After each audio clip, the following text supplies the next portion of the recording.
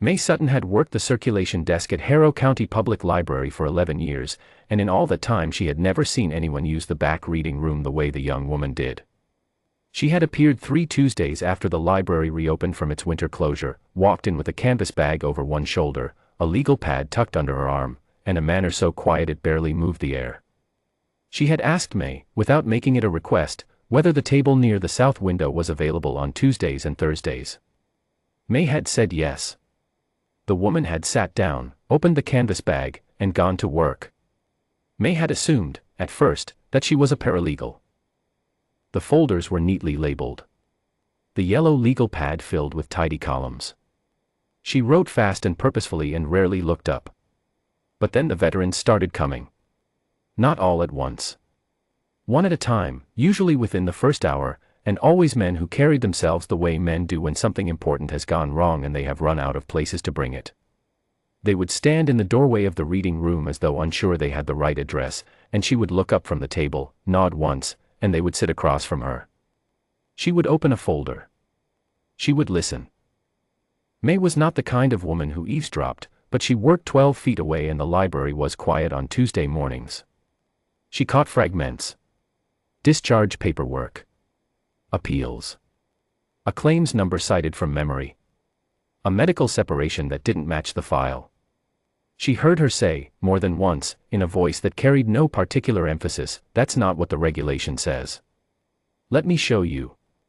And then she would write something on the legal pad, tear the page off cleanly, and hand it across the table.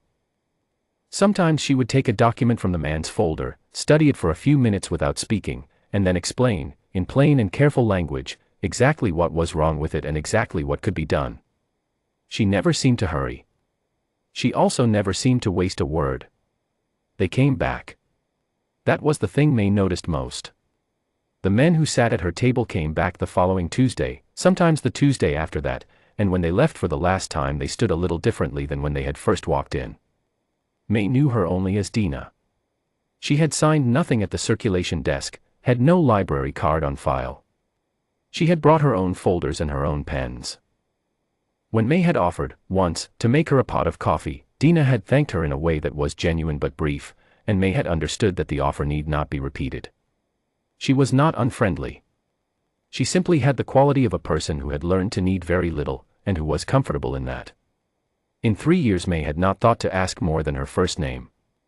The Tuesday it changed was in early December, one of those pale mornings when the light through the south window lay flat and thin across the reading room floor. May had unlocked the doors at 9, set the returned books on the cart, and started the coffee she made for herself every morning. She heard the door at 1:15. It was a soldier. May knew that before she finished turning around, something in the posture, the way he held the door rather than letting it close behind him. He was young, mid-20s, in his service uniform, and he held a manila folder with both hands the way a person holds something they have carried a long way. He asked for Dina. May pointed toward the back of the reading room, where Dina was already at her table, yellow legal pad open, morning coffee in the cup. May had finally just started leaving there without being asked. The soldier looked toward the back window, and something in his face went still, not afraid, exactly. More the way a face goes when something it has been preparing to say suddenly becomes real. Then May heard the steps on the library's front porch. Not one set. More than one. She turned to the glass doors and did not entirely understand what she was seeing at first. They were coming up the walk in 2 columns, in uniform, in an order that was quiet and deliberate. 22 of them, May would count later. At that moment she simply watched them come, filing through the door she held open, filling the narrow entryway and then the reading room beyond it, moving carefully between the shelves, mindful of the space. The last man through the door was older. Late 40s, with the measured bearing of someone who had given orders for a long time. He carried a folder of his own, a thicker one, with a clasp, the kind that comes from a records office. He nodded to May with a courtesy that was entirely natural, then walked to the reading room doorway and stopped. May stayed at her desk by the door. She could see everything from there. Dina had not stood up. She was watching the young soldier who had come in first, and her expression was one May could not fully read, composed, as it always was, but with something underneath the composure that might have been recognition and might have been something older than that. The young soldier stopped at the edge of her table. Sergeant Callum now, he said. You probably don't remember. 3 years ago. You helped me with a discharge review. I was going to be separated. Dina looked at him steadily. I remember, she said. The appeal went through, he said. I don't know exactly how. The board reversed a finding that had been sitting on my record for 2 years. My JAG officer said he'd never seen a letter like the one that came in from an anonymous source. He put the manila folder on the table in front of her. It took me a while to find out where it came from. The VA archives. They keep everything. Dina looked at the folder. She did not open it. I re-enlisted, Callum said. I'm deploying in 6 days. Before I went, I wanted, he stopped. He looked like a man with a prepared sentence that had proven inadequate. I wanted you to know what happened. The older officer stepped into the reading room then. He did not make a show of it. He simply walked to the open space between the shelves and the south window and turned to face the room. The 22 soldiers had arranged themselves along the walls in a way that was orderly without having been ordered, and May, at her desk by the door, found that she had stood up. My name is Lieutenant Colonel Ashford, the man said. Fort Calder, 3rd Battalion. If you'll allow me a few minutes, ma'am. Dina said nothing. She closed the legal pad. Ashford opened the clasped folder. Sergeant First Class Dina Voss, he said. Retired. Army Special Operations Intelligence, 1st Detachment Harrow. The detachment was sealed for 11 years and was declassified 8 months ago. May heard the name, Dina's full name, her rank, and felt the particular sensation of understanding arriving slightly behind the words. SFC Voss served as a joint targeting analyst during an 11-month advisory posting at Firebase Caldine. In the 14th month of that posting, the firebase suffered a compound collapse under sustained indirect fire. Both officers assigned to the detachment were incapacitated within the first 40 minutes. SFC Voss assumed command of the remaining element, 14 personnel, with no established communication chain to the operating base. He read without hurry. The reading room was completely still. May became aware that she had put her hand flat on the surface of the circulation desk. Over the following 6 hours, SFC Voss coordinated the defense of the compound perimeter using a degraded radio and a fire mission protocol she built from the detachment's partial signals log. She called 3 separate fire missions, 2 of them danger close to her own position.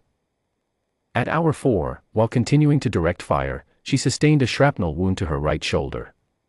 She did not report the wound until all 14 personnel were evacuated. She sealed the radio log herself at hour 6 and delivered it to the recovery team on foot. A sound May could not quite identify moved through the reading room. Not a word. More like a collective held breath released a quarter-inch. All 14 personnel survived, Ashford said. The Distinguished Service Cross was awarded the following year. SFC Voss requested no ceremony. The citation was sealed at her request and has remained so until this past August, when the detachment's classification was lifted. He paused. Her call sign was Harrowline. May did not know why that word, a name, not even a real name, should do what it did to her. But she felt it land in the room the way certain words do, with a weight that has nothing to do with their syllables. Dina was sitting very still. Her hands were on the table, one on either side of the closed legal pad. She was not looking at the citation. She was looking, May thought, at some point between the table and the window, at something that was not in the room. Ashford turned a page. There is a second document, he said. This one came from a different archive. The Veterans Appeals Board, Eastern Region, maintains correspondence files on all successful appeals going back 15 years. 3 years ago, an anonymous letter was submitted in connection with the discharge review of Corporal, now Sergeant, Marcus Callum. He looked up briefly, then back to the page. The letter cited 3 specific regulatory violations in the original misconduct finding, cross-referenced them against the Manual for Courts-Martial and the Army's own personnel regulation, and identified a procedural error in the review board's composition that rendered its finding legally insufficient. The board's judge advocate later told Sergeant Callum's legal counsel that the letter was the most precisely drafted piece of correspondence he had received in 9 years on the appeals panel. He paused. The letter was not signed. The return address was a P.O. box that no longer exists. Callum was looking at Dina. So were the 22 soldiers along the walls.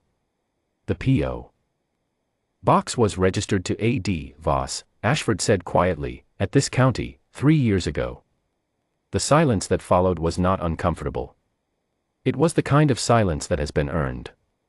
Dina looked up from the table. She looked at Callum. Something moved across her face, not a smile exactly, but the motion beneath a smile, the thing that precedes it when a person has spent a long time keeping things steady. You would have been fine, she said. The finding was wrong on its face. Anyone who read the regulation would have seen it. Nobody else did, Callum said. She didn't answer that. Ashford closed the folder. He stood straight, and so did every soldier in the room, and May, at her desk by the door, understood, in the way she understood things that did not come from books, that she was watching something she would not forget. They did not salute with theater or announcement. It was simply what came next, the way a door opens when someone reaches for it. 22 right hands rose together, and Ashford's among them, and they held it, Callum's arm among theirs, steady and unhurried. Dina stood. She did not snap to attention. She was no longer in the army and she knew it, and she held herself in the way she had always held herself in May's reading room, straight, quiet, present.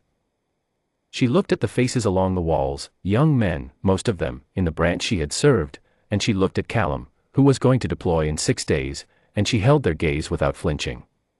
She lowered her eyes for a moment and then raised them again. "Thank you," she said. Nothing more. It was enough. The salute came down. The room breathed. Ashford extended his hand and she took it, and then they filed out the way they had come in, 2 by 2, the young sergeant last, and he paused in the doorway of the reading room and looked back at her one more time before he went. When the door of the library closed behind them, May realized she was still standing. She looked at Dina, who had sat back down. The legal pad was open again, not because there was work to do right that moment, May thought, but because it was the table she knew and the thing she had always done. She uncapped her pen. She set it on the pad. Then she sat very still and looked at the south window, at the pale winter light coming in, and May could see the slight rise and fall of her breathing and understood that the stillness was not absence but its opposite, that it was full, quietly and completely full, of something May did not have the right words for and did not need them for, standing at her desk by the door, 11 years into a job she had always thought she understood. She picked up her coffee cup. Set it back down. Caroline. She had been here every Tuesday. She had always been here,